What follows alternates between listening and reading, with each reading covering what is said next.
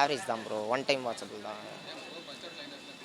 First ஹாஃபும் சரி, second ஹாஃபும் சரி ரொம்ப லேகாக இருந்துச்சு. ரொம்ப என்ன சொல்ல, ரொம்ப ட்ராக் அடித்தா. 3 மணி நேரம் 9 நிமிஷத்துக்கு ஒர்த்தான்னு கேட்டால் ஒர்த் இல்லைன்னு தான் சொல்லுவேன். ஏன்னா 2 ஹவர் 45 மினிட்ஸ்லேயே வந்து இந்த படத்தை முடிச்சலாம். ஏன்னா படத்தில் வந்து கத்திரி போட வேண்டிய சீனே நிறைய இருக்குது உள்ள. அந்த 3 மணி நேரத்துக்கு ஒர்த்தான படம்லாம் கிடையவே கிடையாது.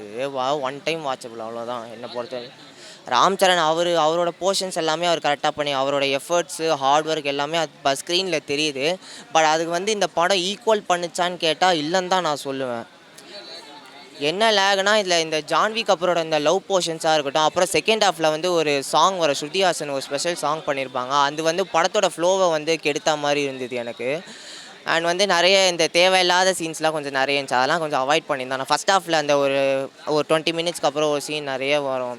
ஜான்வி கபூரோட அந்த சீன்ஸ்லாம் வந்து கொஞ்சம் அவாய்ட் பண்ணியிருக்கலாம். அதெல்லாம் வந்து ஆப்ஜெக்டிங் ஃபைன் பண்ணுறது அதெல்லாம். எந்த சீன் பெஸ்ட்டானா லாஸ்ட் கிளைமேக்ஸ் கொஞ்சம் நல்லா இருந்துச்சு. கிளைமேக்ஸ் வந்து அவர் ராம் சரண் வந்து எமோஷ்னலாக பேசுவார். அது நல்லா இருந்துச்சு, கொஞ்சம் பார்க்குற மாதிரியும் இருந்தது. மற்றபடி படத்தில் பெருசாக எதுவும் இல்லை. மியூசிக் என்ன, ஏஆர் ரஹ்மான் சார் நல்லா அவரால் முடிஞ்ச பெஸ்ட்டாக அவர் கொடுத்துருக்கிறாரு, அவ்வளோதான். மற்றபடி படத்தில் எதுவும் பெருசாக சொல்கிறதுக்கு எதுவும் இல்லை. ஆக்சுவலி இந்த படத்தோட டேரக்டரே இதுக்கு முன்னாடி நல்லா ஒரு படம் எடுத்தார், உப்பேனான்னு. அந்த உப்பேனா படம் எடுத்தவர் தான் இந்த படத்தை எடுத்தாரன்றது எனக்கு சந்தேகமாக இருக்குது. இல்லை ப்ரோ, கஷ்டப்பட்டு எடுக்கிறாங்க தான், ஓகே. இது வந்து ஒரு நல்ல கதை, ஓகேங்களா. பெட்டின்றவன் அவன் ஐடென்டிட்டிக்காக வந்து போராடுறான். அதை வந்து அவங்க வந்து ஒரே ட்ராக்கில் போனால் பரவாயில்ல, சம்மந்தமே இல்லாமல் வேறு ட்ராக்கில் போயிட்டு படத்தோட ஸ்க்ரீன் ப்ளேவே கொலாப்ஸ் பண்ணி வச்சிட்டாங்க. அதுதான் படத்தோட பெரிய மைனஸ் ஆகிடுச்சு இப்போது.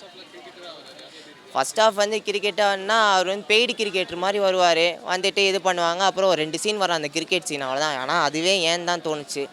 ஒரு 2 ஸ்போர்ட்டை மட்டும் எடுத்து அவங்க போர்ட்ரே பண்ணியிருந்த வாட்சும் பெட்டராக இருந்திருக்கும். சம்மந்தமே இல்லாமல் கிரிக்கெட்லாம் வேறு எடுத்துகிட்டு வந்துட்டு அது மெசேஜ்லாம் இல்லை ப்ரோ. சும்மா ஒருத்தன் வந்து போராடுறான், அவன் ஊருக்காக, அவங்க ஐடென்டிட்டிக்காக வந்து அவங்க போராடுறாங்க. அதான் இந்த தமிழ் சினிமாவில் பார்த்த பழைய கதை தான் இதெல்லாம். ஐடென்டிட்டிக்காக போராடுவான், கடைசியில் ஜெயிச்சிருவான் எப்படியா இருந்தாலும். அதுதான் கதை. பார்க்கலாம் ப்ரோ. தமிழ் ஆடியன்ஸுக்கு கனெக்டாமல் கேட்டால் டவுட்டு தான். தமிழ் ஆடியன்ஸ் சுத்தமாக சும்மாவே நம்ம படத்தையே வந்து சப்போர்ட் பண்ண மாட்டாங்க. இதில் தெலுங்கு படம் வேறு, அதுவும் சுமாராக வேறு இருக்குதா, சுத்தம் இதில். அவ்வளோதான். தேங்க்யூ.